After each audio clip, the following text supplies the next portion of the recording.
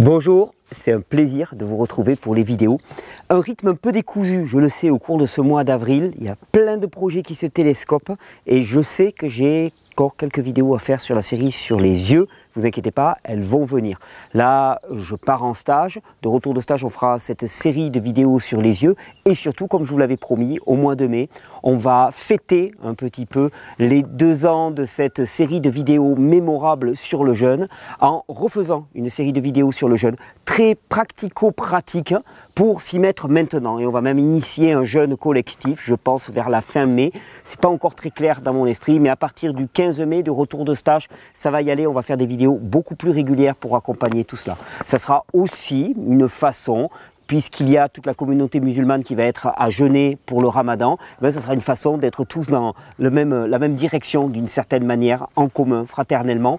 Et je trouvais que l'idée, elle était assez intéressante. C'était il y a 2 ans, en mai 2016, qu'il y a eu toute une série de vidéos sur le jeûne que vous pouvez déjà revisionner, parce que je sais qu'elles ont été très impactantes pour nombre d'entre vous. Depuis, il y a eu des petites découvertes, donc je vous les partagerai, vous verrez, on ira un peu plus loin dans la pratique du jeûne.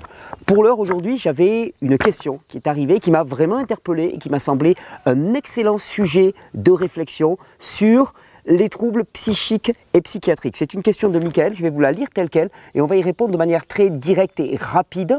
Je pense que ça va pouvoir éclairer nombre d'entre vous sur la nature, la cause des causes, la nature des troubles dits psychiques, psychiatriques, comportementaux même, je dirais, parce qu'on peut étendre vraiment, la manifestation symptomatique étant propre à un individu, mais le terrain, la base, étant propre à tout le monde. Alors voilà la question de Michael, que je remercie. Je m'interroge sur certains propos tenus par Thierry Casasnovas dans une vidéo qui s'intitule « Troubles psychiatriques ». Sachez qu'il s'agit avant tout d'interrogation, en aucun cas d'attaque, t'inquiète pas, il n'y a pas de souci. Je m'interroge en tant que clinicien. Super. Super, je suis ravi qu'un clinicien me pose ces questions. Thierry explique dans cette vidéo que les troubles psychiatriques ont une origine intestinale.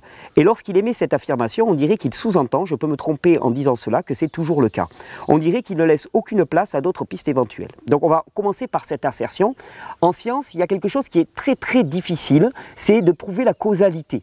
La corrélation, on peut la prouver très facilement. Par exemple, il y a des troubles intestinaux et il y a des troubles comportementaux psychiques, voire psychiatriques. Ça, on a énormément d'études. Je me suis muni de quelques études qui vont te le prouver de manière indéniable.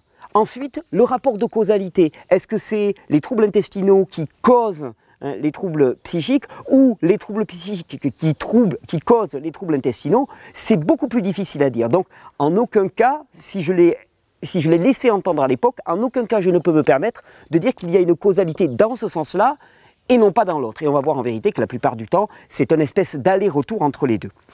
Mais on poursuit et on rentre dans le vif du sujet juste après. Comment expliquer que des personnes qui ne s'alimentent pas forcément comme le préconise Thierry puissent se sortir de leur dépression, seulement avec un travail thérapeutique, cognitif, comportemental par exemple, ou hypnotique? Je parle de dépression, mais aussi de troubles obsessionnels compulsifs, d'épuisement psychique, etc. Si je me fie totalement au dire de Thierry, c'est purement un changement d'alimentation qui peut traiter ces personnes. Or, comment faire dans le cas où la personne est en dépression ou stress chronique du fait d'un traumatisme violent plus ou moins récent? Est-ce que dans ce cas, une thérapie ne serait pas autant, voire davantage nécessaire qu'un changement d'alimentation? Lorsque les troubles obsessionnels du comportement sont développés suite à un viol ou la perte d'un enfant, si je suis la logique de Thierry, un changement d'alimentation peut régler le problème. En gros, où est la place du subconscient dans tout cela? Alors, la place du subconscient, pour ma part, je vais te dire, elle est zéro pointée. Je ne crois pas à la théorie du subconscient de Freud. Je ne suis absolument pas freudien dans ma démarche. Par contre, dire qu'un simple changement d'alimentation va pouvoir régler les problèmes psychiques liés à un traumatisme comme un viol ou la perte d'un enfant, là aussi, ça serait se moquer du monde radicalement. Je pense qu'il faut vraiment aller à la cause des causes des causes. Et pour moi, il y a vraiment une espèce d'aller-retour entre 2 phénomènes. Le premier phénomène, c'est le choc. Que ce soit un viol, une perte d'un enfant, que ce soit un traumatisme, tu as assisté à un attentat, tu as été violenté dans ta jeunesse, tu as été méprisé. Enfin, c'est tous ces traumatismes-là, ces traumas qu'on va chercher. Ces traumas, comment se manifestent-ils? Parce que dans l'instant, par exemple, tu as quelqu'un qui te crache dessus, qui te frappe, tu as un enfant qui est violenté, tu perds un enfant. D'accord? Bon, ça c'est un événement qui se passe dans la sphère psychique. Mais cet événement qui se passe dans la sphère psychique, quelle est sa répercussion physiologique? Sa répercussion physiologique, quel que soit l'événement, elle est toujours la même. Hyperactivation du système nerveux sympathique. En somme, c'est un immense stress. Un stress qui dépasse la capacité adaptative de ton système. Il y a souffrance parce que la perturbation, le terme de perturbation peut paraître un petit peu faible par rapport au traumatisme que ça peut représenter, mais sur le plan physique, c'est une perturbation. La perturbation dépasse la capacité adaptative de ton système. C'est un véritable cataclysme de stress avec des hormones comme l'adrénaline, le cortisol, qui sont rejetées en très grande quantité. Mais voilà ce que le traumatisme psychique fait dans le corps. Et tous les traumatismes psychiques, parce qu'en fait tous les traumatismes psychiques, parce qu'ils sont des traumas, sinon ce ne sont pas des traumatismes, tous les traumatismes psychiques sont vécus comme une agression qui dépasse la capacité de l'individu à y répondre. Si tu as par exemple quelqu'un qui te méprise, et puis que finalement tu es habitué, tu n'en as rien à cirer, il n'y a aucune inscription physique, je dirais même psychologique de la chose. Ça passe tout seul. Alors, dire qu'un changement d'alimentation peut régler ça, c'est faux. Ce qui peut régler ça, c'est une modification de l'impact de la trace laissée par ce choc psychique, par ce stress immense dans ton corps. Et quelle est la trace qui est laissée? Eh bien, la plupart du temps, la trace qui est laissée, c'est un désordre sur le plan intestinal. Et alors, je t'ai sorti quelques études que je vais vous citer, vous mettre à l'écran comme d'habitude. Par exemple, cette étude, Gut Microbiome, donc le microbiome, c'est l'ensemble du patrimoine génétique porté par les micro-organismes qui peuplent nos intestins en particulier. Alors on parle du matériel génétique, on pourrait parler de l'ensemble de la nature du peuplement microbien de nos intestins. Gut Microbiome and Behavior, donc le comportement. Focus on Neuroimmune Interaction. Et tu verras dans cette étude qui t'explique complètement à quel point il y a une corrélation totale entre la composition du microbiote intestinal et les comportements. Et ça passe par une médiation du système immunitaire, des infections virales à répétition liées à un effondrement immunitaire. Et un stress maximum dans l'organisme se manifeste toujours par un effondrement immunitaire. The gut microbiota in psychiatric illness. Étude ultra intéressante aussi. Je ne vais pas toutes les citer et rentrer dans les détails. Vous allez y regarder de plus près et vous allez voir que dans la maladie psychiatrique, il y a toujours une altération du patrimoine microbien des intestins. Gut microbial brain axis, donc l'axe intestin, microbe et esprit. Et ses effets sur les troubles, les désordres neuropsychiatriques, avec suspecté alors attendez, je traduis, une dérégulation, ils écrivent à l'envers les Américains, c'est bizarre, ils mettent les mots, ils inversent, avec une dérégulation du système immunitaire suspecté. Et on est bien là-dedans. Alors, on en cite encore une autre parce que je vous en ai sorti, mais franchement, il y en a des quantités. Gut microbiome and major depressive disorder, donc le microbiote des intestins et une dépression, un désordre dépressif majeur. L'autre côté de nous-mêmes. Et là aussi, il montre que pour toutes les personnes qui sont en dépression majeure, il y a une altération de la composition du microbiote intestinal. Et comme ce microbiote intestinal joue le rôle de premier système immunitaire, eh bien à ce moment-là, il y a une immunodéficience marquée. Melancholic microbes, donc les microbes mélancoliques. Un lien entre le microbiote des intestins et la dépression. Dépression associée aux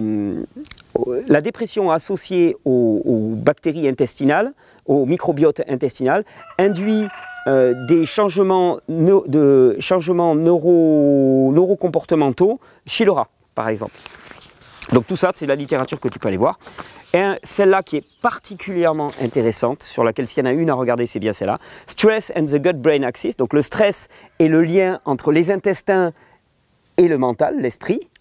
Régulation par le microbiome. On est clairement dedans. Voilà, on est clairement dedans. Je t'avais pris ces quelques-unes. Il y en a pléthore. Si tu cherches les publications chez PubMed, NBCI, les portails de publications scientifiques dans le journal Nature, dans The Lancet, tu vas voir, il y en a depuis 10-15 ans, énormément. Et il faut vraiment bien comprendre cela.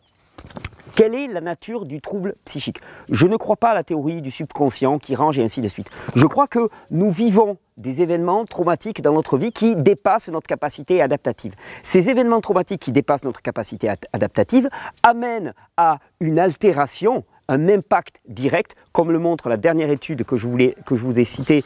Elle est vraiment majeure, Stress and the Gut-Brain Axis. Elle explique vraiment que tout traumatisme qui dépasse la capacité adaptative d'un individu se traduit par une altération du microbiote. Cette altération du microbiote se traduit par un effondrement du système immunitaire de l'individu. Cet effondrement du système immunitaire de l'individu amène à des perturbations internes de la neurophysiologie de l'individu qui amènent ensuite à des comportements, des états dépressifs qui sont liés à ce qu'on appelle la maladie psychiatrique. Alors, à ta question de me poser, finalement, quelqu'un qui a vécu un énorme traumatisme, est-ce que ça vaut pas le coup de faire une thérapie comportementale et tout?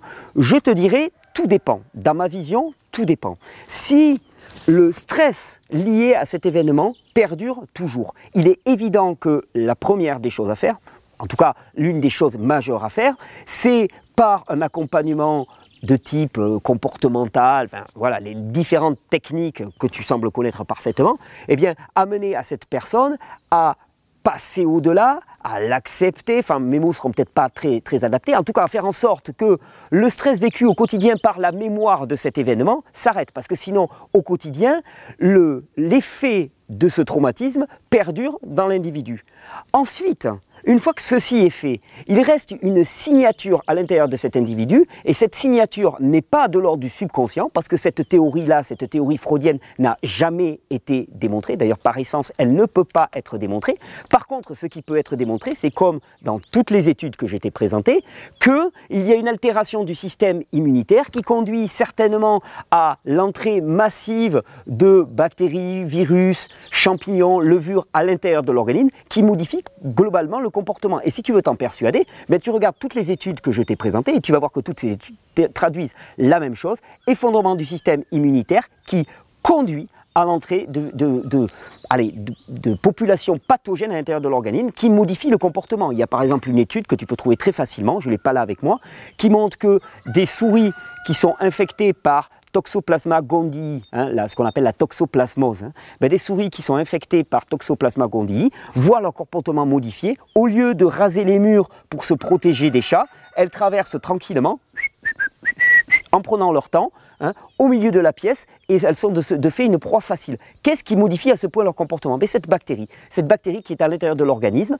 et qui modifie les équilibres neuropsychiques de neurotransmetteurs, d'hormones à l'intérieur du corps, de manière à leur faire adopter un comportement qui est un comportement qui ne va pas dans le sens de la vie puisque ça en fait des proies. C'est juste fascinant de voir à quel point nos comportements sont liés aussi à la nature physique de notre corps. Et ce qui est la plupart du temps qualifié de troubles psychiques ne sont en vérité que des troubles.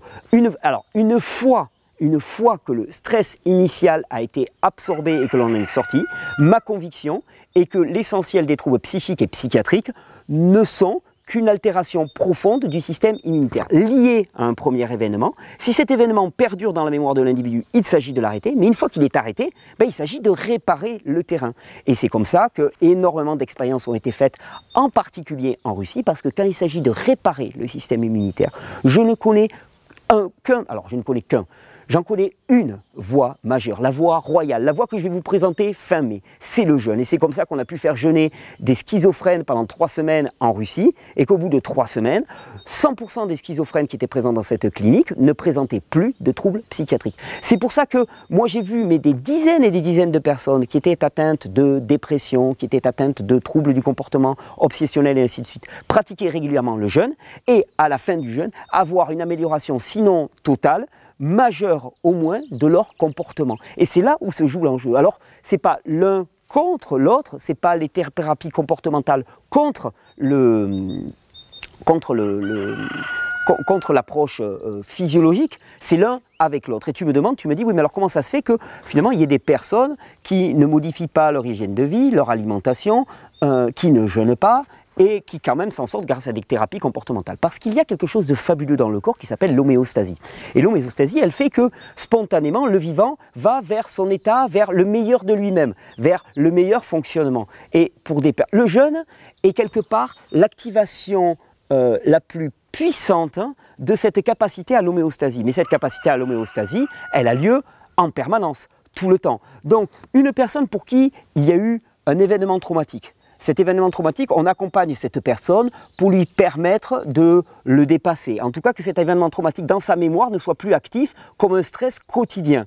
À ce moment-là, pour certaines personnes qui ont souvent une bonne vitalité, le patrimoine bactérien peut revenir à la normale de façon spontanée. C'est fabuleux, mais il n'empêche qu'avec des pratiques de jeûne, de changement d'alimentation, on va favoriser ce retour à la normale du microbiote intestinal et c'est un plus qu'il ne faut pas négliger. Alors voilà, j'espère que j'aurai répondu à ta question directement. Ça m'a permis de faire un point réel sur la nature de la maladie psychiatrique. Mais si vous-même, vous êtes confronté à la maladie, le trouble, les troubles,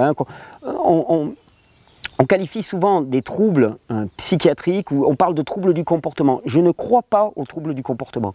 Il n'y a pas de troubles du comportement. Pour moi, nos comportements sont toujours les plus parfaits par rapport aux ressources qui sont les nôtres. Nos comportements sont nos comportements. Ils ne sont pas troublés. Ce qui est troublé parfois, c'est la nature physique de notre corps, la nature physique de notre système immunitaire, la nature physique de ce système de protection, ce rempart qui devrait nous protéger et séparer le bon du mauvais pour permettre un tri de ce qui peut rentrer dans le corps. On n'a pas des troubles du comportement, on a des troubles de notre système immunitaire, on a des troubles de notre équilibre neuropsychique qui sont induites par une perturbation de notre système immunitaire. Alors il ne s'agit pas de passer son temps à des thérapies comportementales, il s'agit pour moi de résoudre le problème sur le plan psychique s'il est toujours actif au quotidien. Si le traumatisme vit encore dans ta tête, il s'agit de le désamorcer, mais une fois que c'est fait, effectivement, je n'en démords pas. Je pense que c'est par le jeûne et la réforme de l'hygiène de vie, par un nettoyage intestinal, que l'on peut réellement sortir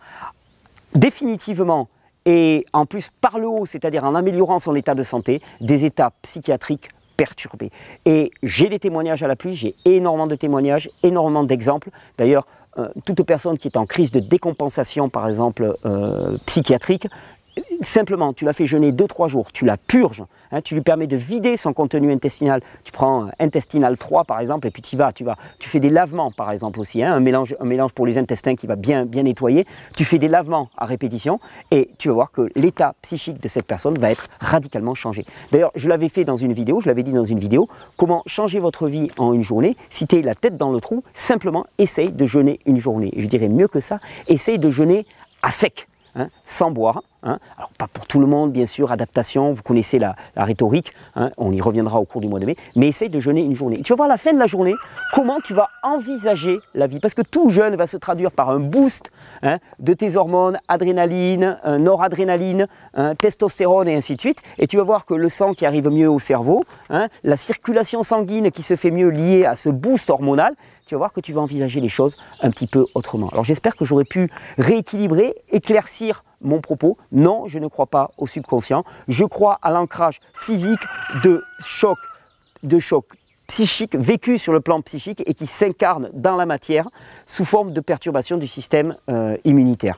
Je vous souhaite une bonne régénération. J'espère que vous pourrez saisir ces pistes-là qui sont pour moi essentielles et libératrices. Je sais qu'elles peuvent paraître bien différentes de ce qui est proposé généralement, mais ce n'est pas parce qu'ils sont nombreux à avoir tort qu'ils ont raison, comme disait le génial Coluche. Je vous souhaite une bonne régénération, en particulier aux personnes qui souffrent de troubles psychiques et psychiatriques et de cet enfer que j'ai pu connaître, donc je sais exactement ce dont je veux parler. Je vous souhaite une bonne régénération. Petit clap de fin, toujours pareil, vous connaissez la page de pub, vous pouvez zapper si ça ne vous convient pas, je le mets à la fin de la vidéo, comme ça vous n'êtes pas captif. Je vous rappelle que notre association Régénère, dont vous appréciez les vidéos, donne des formations. Il y a une formation qui est en cours certainement quand vous regardez cette vidéo. Et si vous ne pouvez pas vous déplacer, nous avons édité une petite clé USB que vous retrouverez sur le site Régénère. Il y a aussi des téléchargements. La clé USB, c'est le cours que j'ai donné en août dernier à Notre-Dame de Consolation. L'intégralité du cours est disponible depuis chez vous pour le regarder à votre rythme. Les téléchargements, c'est un cours que je donnais un petit peu avant, qui est encore plus complet, mais plutôt à viser des thérapeutes, praticiens, qui va dans le détail, mais qui est peut-être pas nécessaire pour la personne qui veut simplement réformer son hygiène de vie et voir son état de santé s'améliorer de façon drastique. Je rappelle aussi que nous avons un partenaire qui s'appelle Régénérescence et que Régénérescence propose des extracteurs de jus, des blenders, des mélanges de plantes et que quitte à acheter des très bons produits, autant les acheter chez eux parce qu'une partie des ventes eh bien, revient sous forme de commission pour soutenir notre action. Je vous souhaite une bonne régénération. Vous pouvez vous abonner, balancer un petit pouce bleu si vous avez envie que la psychiatrie moderne commence à s'occuper vraiment des vrais problèmes des individus. Bonne régénération.